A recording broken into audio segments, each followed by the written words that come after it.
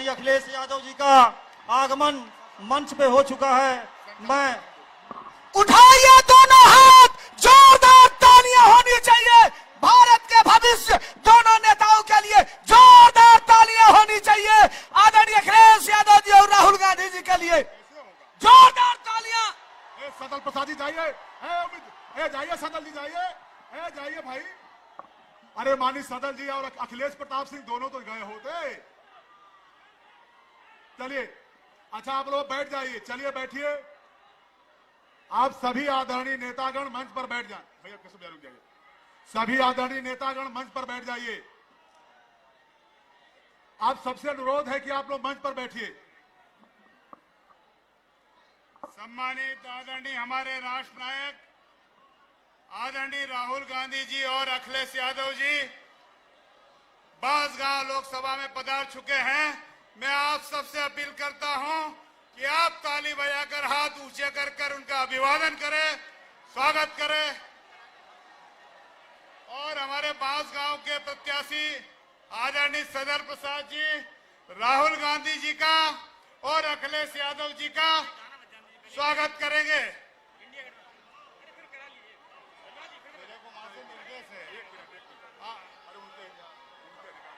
और आदरणीय अखिलेश प्रताप सिंह हमारे देवरिया के लोकसभा के उम्मीदवार आदरणीय राहुल गांधी जी और आदरणीय अखिलेश यादव जी का स्वागत करेंगे। पार्टी के प्रत्याशी, गठबंधन के प्रत्याशी,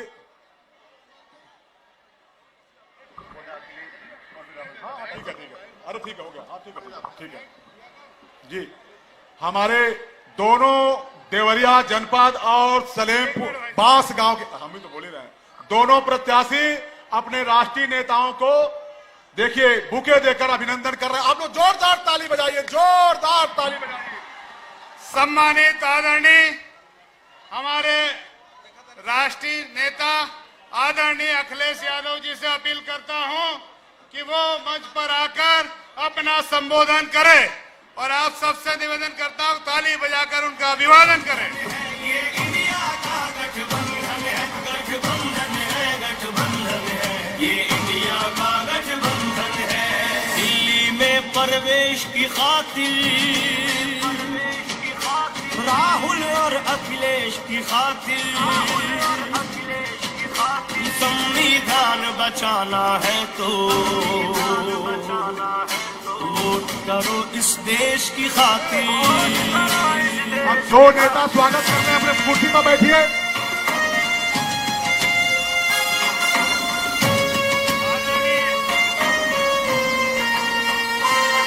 उम्मीद किसानों की से मजदूरों की आस यही है, देश बदलना है इनको ही, ये भाई साहब का विश्वास यही है। प्लीज आदरणीय हमारे राष्ट्रीय नेता अखिलेश यादव जी हमको संबोधित करेंगे। आदरणीय राष्ट्रीय अध्यक्ष आदरणीय अखिलेश यादव जी हमको संबोधित करेंगे। राहुल गांधी जिंदाबाद और अखिलेश यादव जिंदाबाद और राहुल गांधी जिंदाबाद। अब मैं मंच के नेताओं से विनम्रता पूर्वक अनुरोध करता हूं कि वे तत्काल मंच के पीछे बैठ जाएं। हम बोल रहे हैं मंच के नेताओं से जो तत्काल मंच के पीछे बैठ जाएं। मित्रों, अंतिम दौर चल रहा है चुनाव का। ये देखिए, आप लोग हटिए, सामने से हटिए।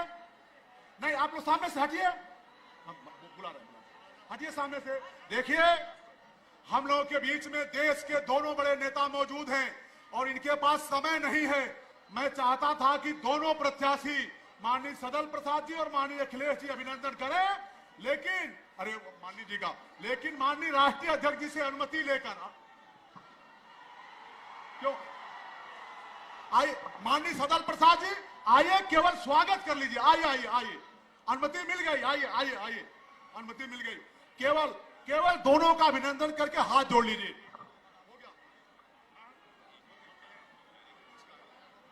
इस अपार जन सैलाब का मेरी तरफ से हार्दिक बंदन अभिनंदन।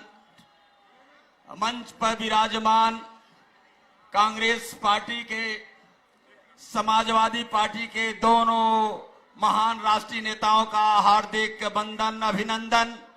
मात्र मैं यही याचना करना चाहता हूं, मैं चौथी बार लोकसभा चुनाव के मैदान में हूं। जो 3 बार से मुझे चुनाव हरा रहे हैं, 15 साल से उनको सांसद के पद पे देख रहे हैं। उनकी माताजी को भी इससे पहले 5 साल आप सभी लोगों ने सांसद के पद पे देखा था।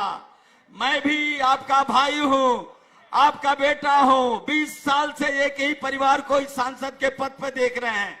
मेरे उम्र का ख्याल रखते हुए मैं भी आपका भाई हूं, आपका बेटा हूं। आपसे विनती कर रहा हूं, मुझे इस बार भारी मतों से जिताने में अपना योगदान दें।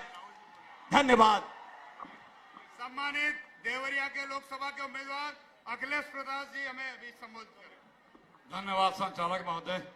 आज के इस विशाल जनसभा में हमारे कांग्रेस पार्टी के नेता आदरणीय राहुल गांधी जी, समाजवादी पार्टी के राष्ट्रीय अध्यक्ष अखिलेश यादव जी और सम्मानित मंच, ये चुनाव सामान्य चुनाव नहीं है।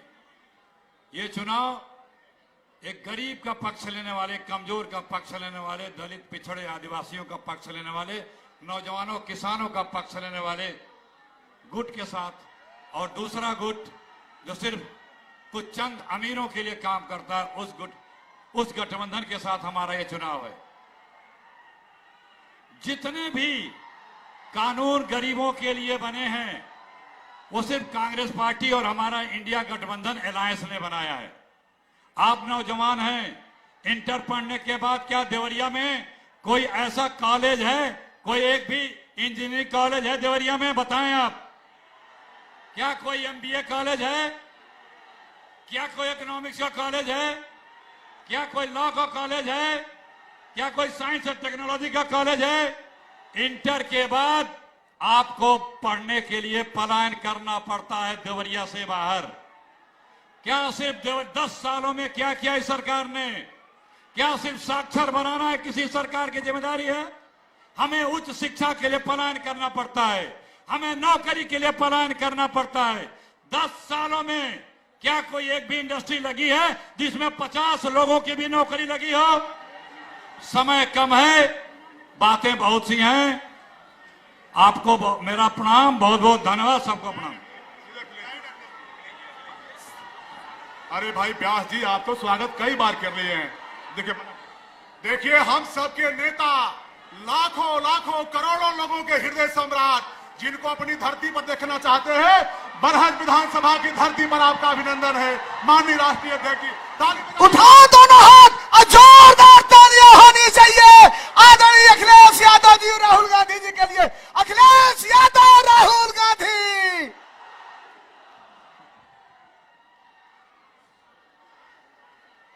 कांग्रेस पार्टी के नेता राहुल गांधी जी,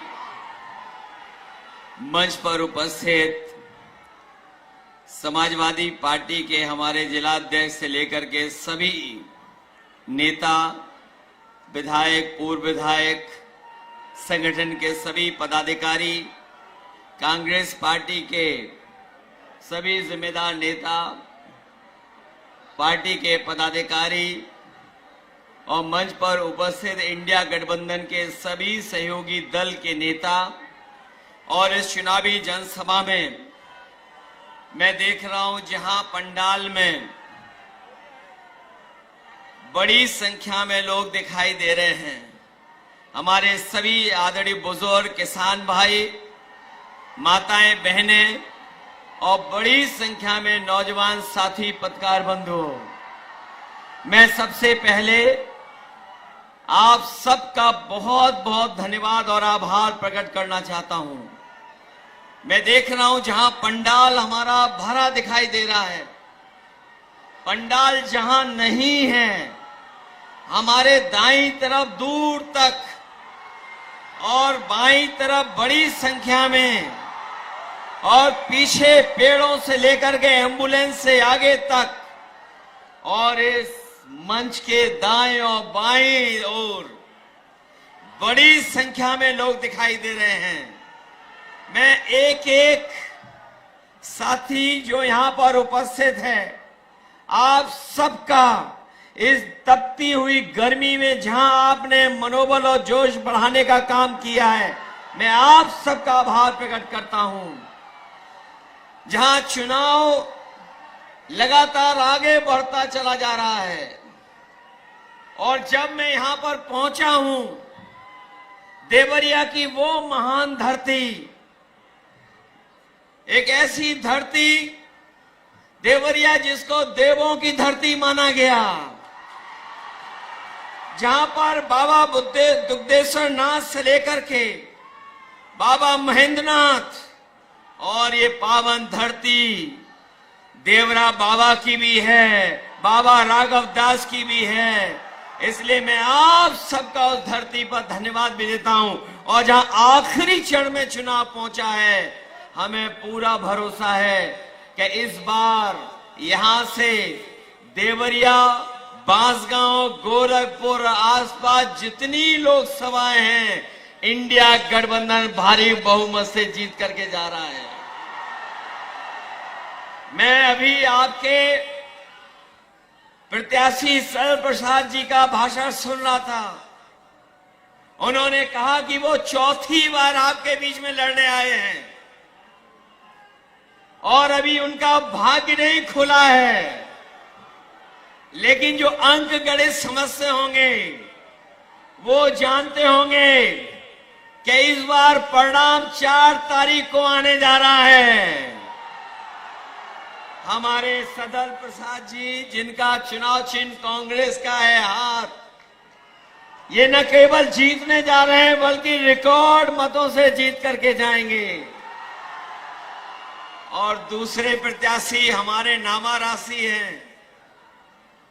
अगर हमारा नाम है तो हमारे जो गठबंधन के प्रत्याशी, इनका भी है।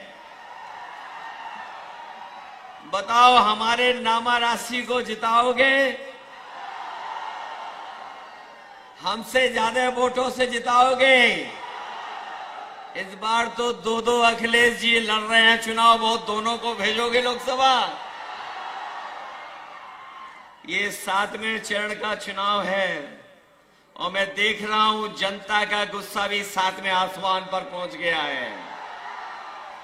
जिन लोगों ने झूठी बातें, झूठे वादे किए, आज वो जनता में अपनी बातों को कहते लड़खड़ा रहे हैं। न केवल खुद डगमगा रहे हैं बल्कि उनकी भाषा भी डगमगा गई है। और समाजवादी पार्टी, कांग्रेस पार्टी, हम एक और एक जुड़ गए हैं। हम एक और एक जुड़ गए हैं तो 11 हो गए। और वो लोग एक और एक लड़ गए तो बताओ 0 हो गए कि नहीं हो गए? जो कहते थे डबल इंजन की सरकार है, जो कहते थे डबल इंजन की सरकार है, लेकिन पता नहीं इनके डबल इंजन देवरिया आते आते इनका धुआं क्यों निकल जाता है। हमारे देवरिया और आसपास के लोग जानते होंगे, इन्होंने धोखा दिया, विकास को रोक दिया। वो जो सपने दिखाए थे कि किसानों की आय दोगुनी हो जाएगी, न आय दोगुनी हुई। और जिन साथियों ने आंकड़े पढ़े होंगे वो जानते होंगे कि जब से बीजेपी की सरकार दिल्ली में आई है, 1 लाख किसान ने आत्महत्या की है। न केवल किसानों ने आत्महत्या की बल्कि किसानों के खिलाफ भी लोग काले कानून भी लेकर के आए थे। मैं अपने किसानों को बधाई देना चाहता हूं कि यहाँ का किसान और पूरे देश का किसान एक हो गया और उसने काले कानून को लागू नहीं होने दिया। तभी पीछे हटा जब सरकार को पीछे हटना पड़ा। इसलिए जहां इन्होंने किसानों को आय दोगुनी का सपना दिखा करके धोखा दिया, वहीं हमारे नौजवान जानते होंगे उनकी हर परीक्षा का पेपर लीक हो गया। एक के बाद एक पेपर लीक हुए, 10 से ज्यादा पेपर लीक हो गए। न नौकरी मिली, न रोजगार मिला।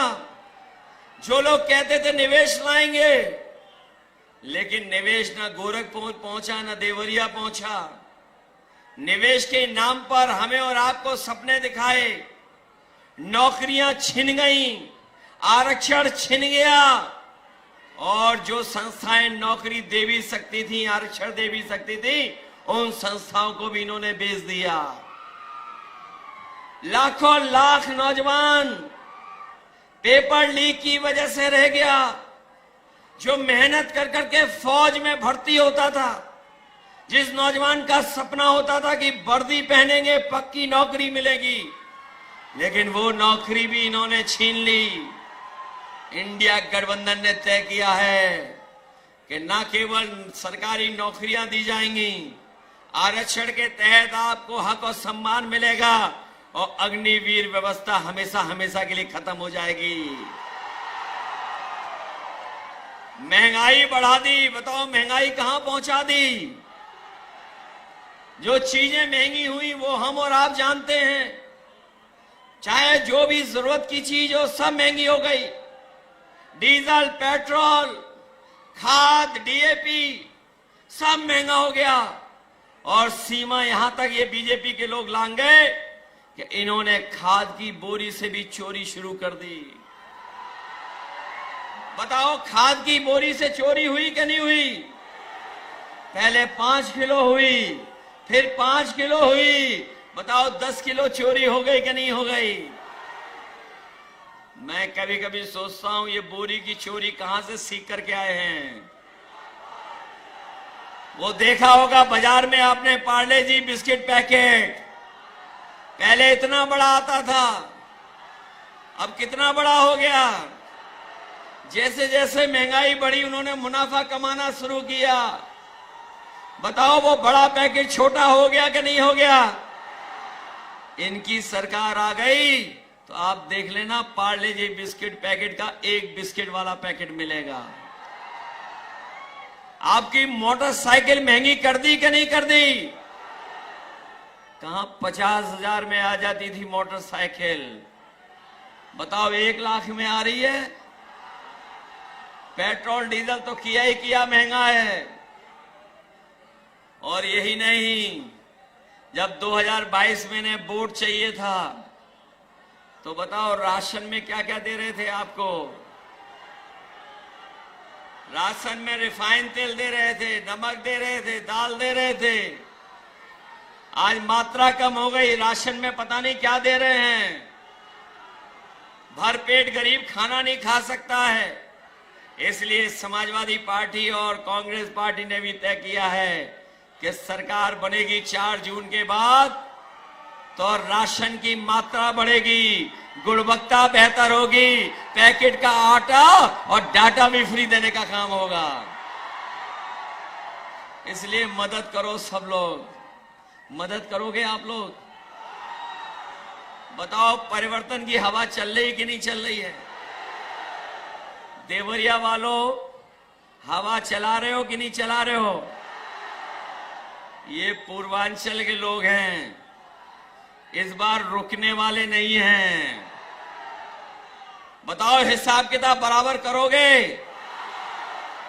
न केवल हिसाब किताब देवरिया का करना है, बांसगांव से लेकर के गोरखपुर आसपास सब सीटों को जिताना है। क्योंकि ये चुनाव हमारे आपका तो है ही है, लेकिन ये चुनाव हमारे आने वाली पीढ़ी के भविष्य का चुनाव भी है। जहां हमारी भविष्य की पीढ़ी का चुनाव है, वहीं संविधान बचाने का चुनाव है कि नहीं है? संविधान बचाओगे आप लोग? ये संविधान वही है जो हमें आपको सम्मान दिलाता है, हमें आपको हक दिलाता, अधिकार दिलाता है। यही संविधान हमारी संजीवनी है। मैं अपनी बात को कहता हुआ खत्म करता हूं कि रोटी, कपड़ा और मकान, लेकिन सबसे पहले हमें बचाना है संविधान। इसलिए मदद करिए। मुझे पूरा भरोसा है कि इस बार सदल प्रसाद जी ऐतिहासिक वोटों से जीत करके जाएंगे। जिताओगे आप लोग? ऐसा तो नहीं है बूथ पे जाने के लिए घबरा जाओ आप लोग। बीजेपी वाले रोकें तो रुक तो नहीं जाओगे? एक क्रांतिकारी धरती वाले लोग हैं, ये रुकने वाले नहीं हैं। ये आपको डराएं तो डरोगे तो नहीं? ये कुछ लालच दें बूथ के दिन तो कुछ करोगे तो नहीं? ये घालमेल करें तो बच के रहोगे? तो इसलिए बूथ पर तैयारी कर करके वोट डालना। 4 तारीख ये बीजेपी वाले अच्छे दिन तो लाए नहीं, लेकिन 4 तारीख को खुशियों के दिन आएंगे। और खुशियों के दिन हमारे आपके तो आएंगे ही आएंगे। इन हमारे प्रेस वालों के लिए आजादी का दिन होगा, सुनहरा दिन होगा, फ्रीडम ऑफ प्रेस भी होगा। न केवल सरकार बदलने जा रही है, मित्र मंडली बदलने जा रही है। मित्र मंडली तो बदलेगी बदलेगी, मंत्रिमंडल भी बदलेगा और मीडिया बंडल भी बदलेगा 4 तारीख को। जो सुनाते रहे मन की बात, अब होगी संविधान की बात। इन्हीं शब्दों के साथ आप सबका बहुत बहुत धन्यवाद और बहुत बहुत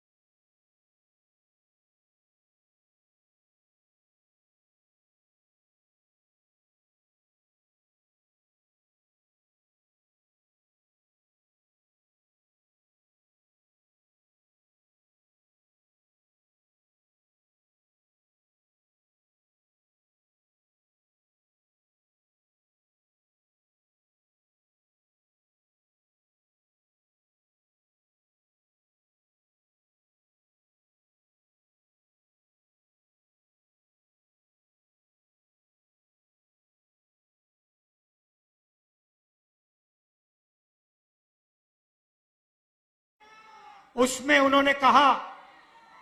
उन्होंने बताया कि हिंदुस्तान में दलितों के साथ, पिछड़ों के साथ आजादी से पहले कैसा बर्ताव हुआ करता था। उन्होंने कहा कि जब वो छोटे थे, बच्चे थे, बैलगाड़ी पे गए और उनको पूरे रास्ते पानी नहीं पीने दिया गया था। भाइयों और बहनों, 3000 साल के लिए इस देश में, इस धरती में दलितों पर अत्याचार हुए हैं। कॉन्स्टिट्यूशन ने, संविधान ने पहली बार हिंदुस्तान की हिस्ट्री में दलितों को इज्जत दी है, रिस्पेक्ट दी है। और आज बीजेपी के लोग कहते हैं कि हम अंबेडकर जी के काम को, उनके सपने को फाड़ के फेंक देंगे। भाइयों और बहनों, अंबेडकर जी के संविधान को, गांधी जी के संविधान को, नेहरू जी के संविधान को कोई शक्ति फाड़ नहीं सकती है। मैं हिंदुस्तान के सब लोगों से कहना चाहता हूं कि संविधान को इंडिया गठबंधन दिल से, जान से, खून से रक्षा करने का काम करेगा। हम 1 इंच पीछे नहीं हटेंगे। मर जाएंगे, कट जाएंगे, मगर कॉन्स्टिट्यूशन को, संविधान को हम नहीं छूने देंगे, इसको नहीं बदलने देंगे। भाइयों और बहनों, संविधान ने सिर्फ दलितों की रक्षा नहीं की। रिजर्वेशन मिला, दलितों को रिजर्वेशन मिला, पिछड़ों को रिजर्वेशन मिला, आदिवासियों को रिजर्वेशन मिला, तो इस किताब ने रिजर्वेशन दिया। अब बीजेपी कहती है कि पिछड़ों को, दलितों को, आदिवासियों को रिजर्वेशन नहीं मिलना चाहिए, रिजर्वेशन को वो खत्म करना चाहते हैं। दूसरा मैसेज मैं देना चाहता हूं, रिजर्वेशन को खत्म नहीं कर पाओगे, उल्टा हम रिजर्वेशन को 50% से आगे बढ़ा के ले जाएंगे। आज रिजर्वेशन को 50% की लिमिट पे रखा हुआ है। इंडिया गठबंधन ने मैनिफेस्टो में साफ लिखा है, हमारी सरकार आएगी, ये 50% लिमिट को हम हटा देंगे और रिजर्वेशन को 50% से ज्यादा बढ़ा देंगे। और जहां भी कांग्रेस पार्टी की सरकार आई है, चाहे छत्तीसगढ़ हो, मध्य प्रदेश हो, हमने ये काम करके दिखाया है और पूरे हिंदुस्तान में हम ये काम करके दिखा देंगे। भाइयों और बहनों, यहां हजारों युवाएं हैं। पहली बार हिंदुस्तान के इतिहास में नरेंद्र मोदी जी ने सेना के जवानों को मजदूर में बदल दिया है। उनको पेंशन देने के बजाय, शहीद का दर्जा देने के बजाय, कैंटीन देने के बजाय नरेंद्र मोदी ने हिंदुस्तान के युवाओं को कहा है कि अगर आप गरीब घर के बेटे हो और आप सेना में जाते हो तो आपको ना पेंशन मिलेगी, ना कैंटीन मिलेगी, और अगर शहीद होते हो तो तुम्हें शहीद का दर्जा भी नहीं मिलेगा। और अमीर घर के बेटों से कहते हैं कि अगर आप अमीर हो तो आपको पेंशन मिलेगी, आपको शहीद का दर्जा मिलेगा, आपको कैंटीन मिलेगी, आपके परिवार की रक्षा होगी। अग्निवीर योजना के हम खिलाफ हैं। मैं हिंदुस्तान के युवाओं को कहना चाहता हूं, अग्निवीर योजना को इंडिया सरकार फाड़ के कूड़ेदान में फेंकने वाली है। ये सेना का स्कीम नहीं है, ये नरेंद्र मोदी जी का स्कीम है, ये पीएम ऑफिस का स्कीम है, और इससे सेना का, देशभक्तों का, जवानों का अपमान किया जा रहा है। इसीलिए हम इस स्कीम को रद्द करने जा रहे हैं। भाइयों और बहनों, आपने नरेंद्र मोदी जी के इंटरव्यू देखे आजकल, वो चमचे वाले जिसमें 4-5 चमचे बैठते हैं और नरेंद्र मोदी से सवाल पूछते, वो देखे आपने? अखिलेश जी से इंटरव्यू करते हैं तो उल्टे सीधे सवाल पूछते हैं, मगर नरेंद्र मोदी जी से सवाल पूछते हैं तो कहते हैं, मोदी जी आप आम कैसे खाते हो? मोदी जी, आप आम छील के खाते हो या काट के खाते हो? मोदी जी, आम खाने से पहले आप उसको धोते हो? और मोदी जी जवाब देते हैं, ओ चमचो, नरेंद्र मोदी कुछ नहीं करता है, सब कुछ अपने आप होता है। नरेंद्र मोदी को धरती पे परमात्मा ने भेजा है,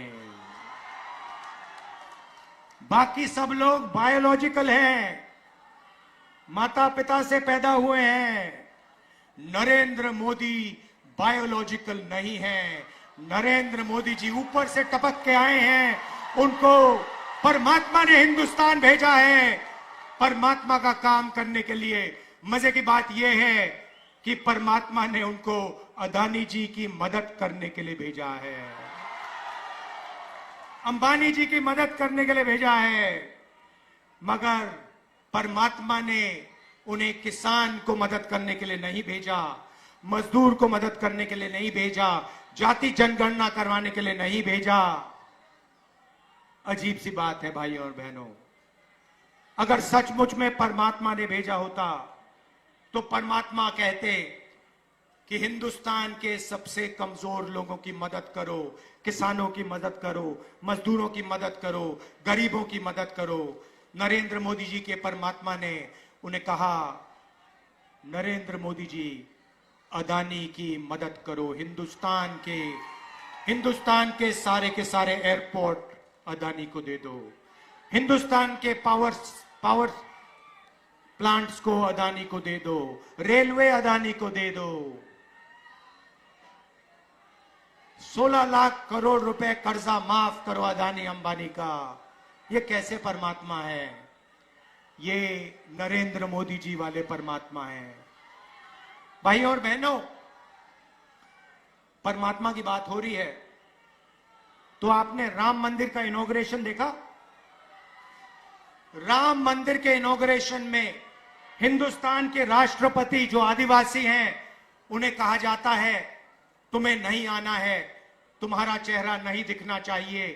राम मंदिर के इनॉग्रेशन में एक पिछड़ा वर्ग का व्यक्ति नहीं था, एक दलित नहीं था, एक किसान नहीं था, एक मजदूर नहीं था। अंबानी अदानी की लिस्ट लगी हुई थी वहां पर।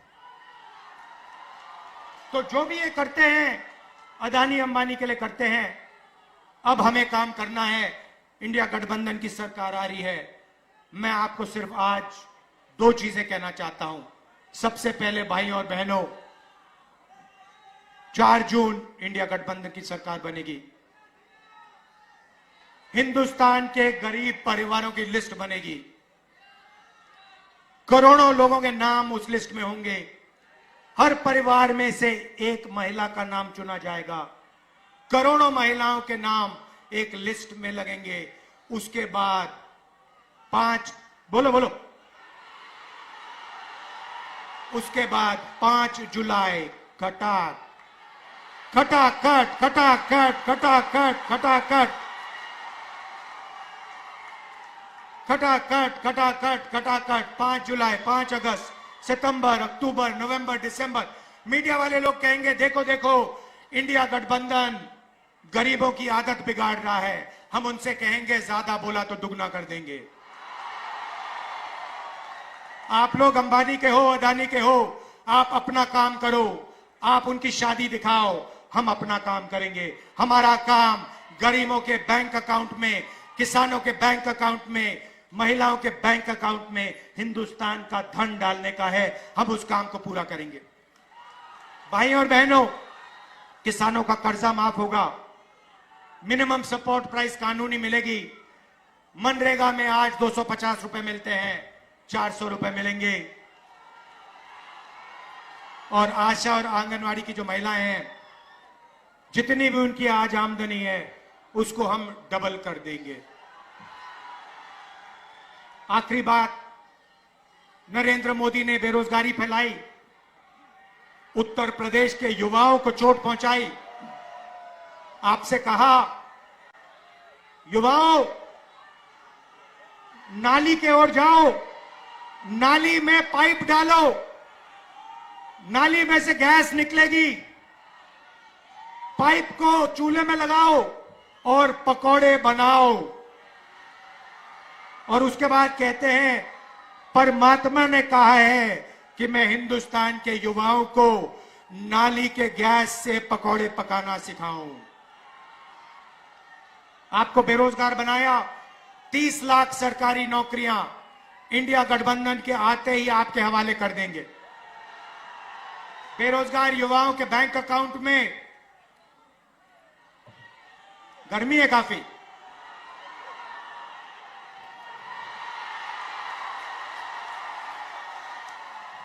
बेरोजगार युवाओं के बैंक अकाउंट में, बेरोजगार युवाओं के बैंक अकाउंट में महीने के 8,500 रुपए, साल के 1 लाख रुपए खटाखट खटाखट खटाखट, पहली नौकरी पक्की स्कीम में।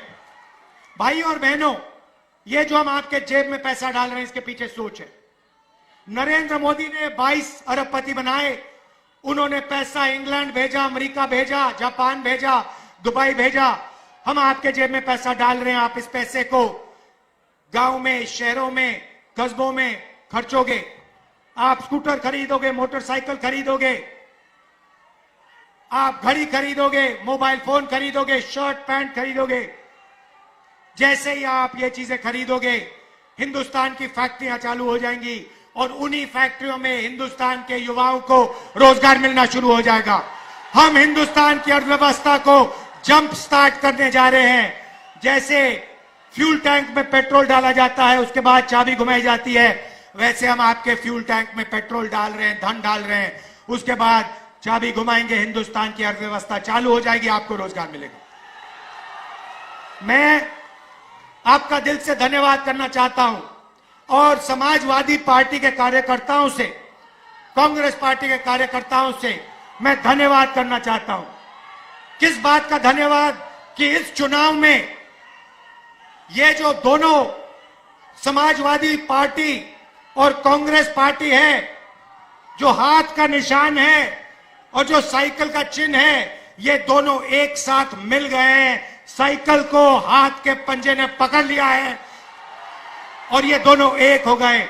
हमारे कार्यकर्ता दोनों, मैंने अपनी आंखों से देखा है, कांग्रेस के कार्यकर्ता दिल लगा के समाजवादी पार्टी का समर्थन कर रहे हैं और समाजवादी पार्टी के कार्यकर्ता पूरे दिल से कांग्रेस पार्टी के कार्यकर्ताओं का, कांग्रेस पार्टी की